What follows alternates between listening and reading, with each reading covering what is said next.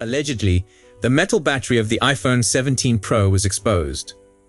Though Majin has subsequently stated that, contrary to their first claim, this battery is genuinely for the iPhone 17 Pro and not the iPhone 17.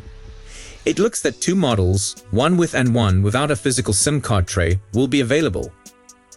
Due to a miscommunication with my source, the information I reported yesterday is incorrect, stated Majin. Images of an alleged battery pack for Apple's forthcoming iPhone 17 Air version, which is slated to launch in September, were leaked today by a leaker going by the name Majin.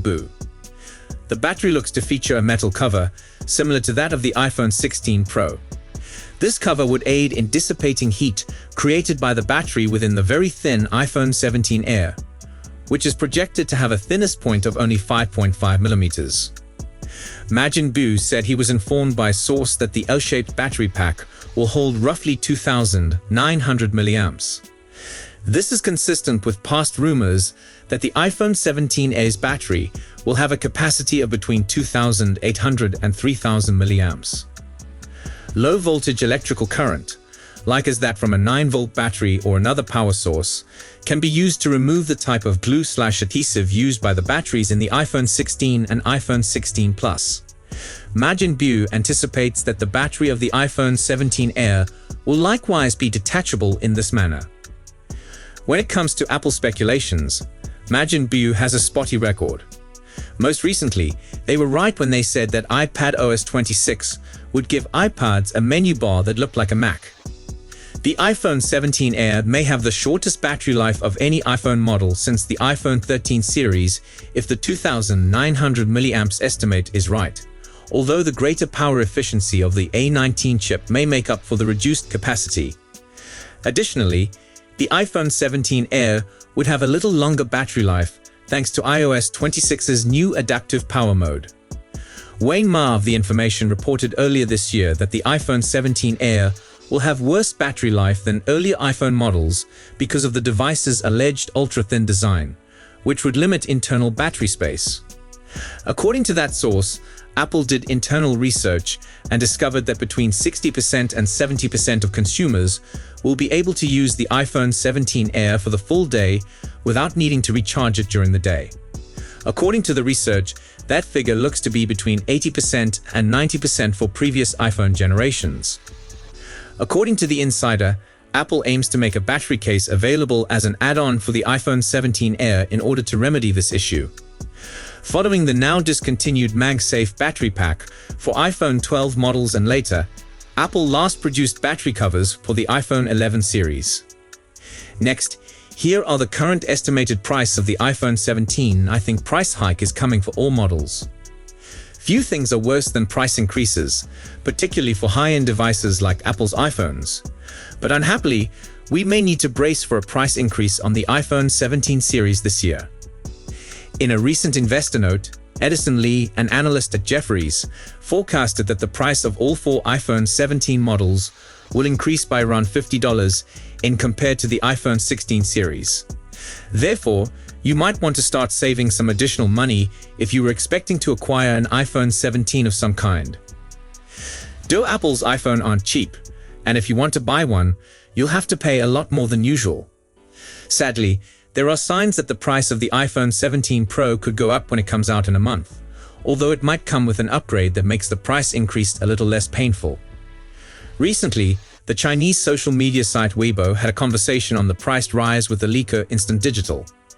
Instant Digital reported with some confidence that the iPhone 17 Pro would cost $50 higher than the iPhone 16 Pro, bringing its price to $1,049. It is not yet clear if this rumored price rise would happen all across the world or just in the US. The insider didn't say if the price of the entry-level iPhone 17 will also go up, but the Wall Street Journal has written about this possibility separately. If this is true, it's a regrettable turn of events, but not one that was completely unexpected. President Donald Trump's trade tariffs have raised prices for practically every business that has to deal with them, and in many cases, those expenses are being passed on to customers. Combined with increased component costs, the $50 rise doesn't exactly come out of the blue. Still, Instant Digital touched on the question of whether the iPhone 17 Pro might improve its standard storage from 128 gigs to 256 gigs, although they noted that they were dubious of if the capacity bump will truly happen. If it does happen, it could be a smart way for Apple to explain the $50 price increase and make it a little easier to swallow. The greatest iPhones provide numerous market-leading features, but one area where they've lagged behind their rivals is internal storage. The iPhone 16, iPhone 16 Plus, and iPhone 16 Pro all start with 128 gigs of storage, but several rival phones offer more in their base-level offers. The iPhone 16 Pro Max starts with 256 gigs of storage, but it's also the most costly phone in Apple's portfolio. If the $1,049 iPhone 17 Pro also comes with 256 gigs of storage as standard, it may essentially be perceived as delivering a $50 price drop compared to the 256 gigs iPhone 16 Pro, which now costs $1,099. That's so buyers might not be happy with having to pay additional $50 on top of the iPhone's beginning price, especially if they don't feel they'll use that extra storage. I'm not too worried about buying a 128 gigs iPhone.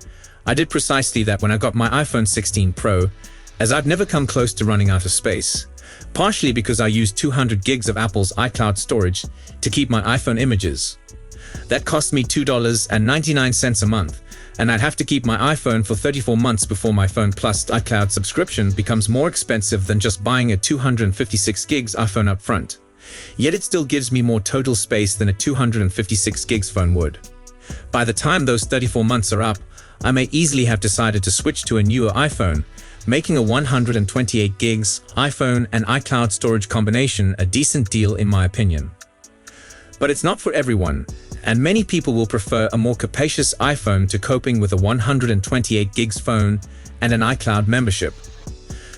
For those people, the iPhone 17 Pro might deliver good news, assuming the higher base storage estimate proves out to be right. We'll know for sure when Apple introduces its new devices to the globe this September.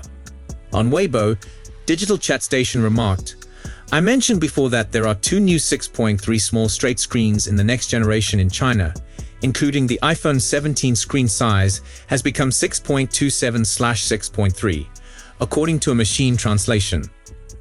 Apple raised the screen size of the Pro versions last year, but did not make any changes to the ordinary iPhone 16.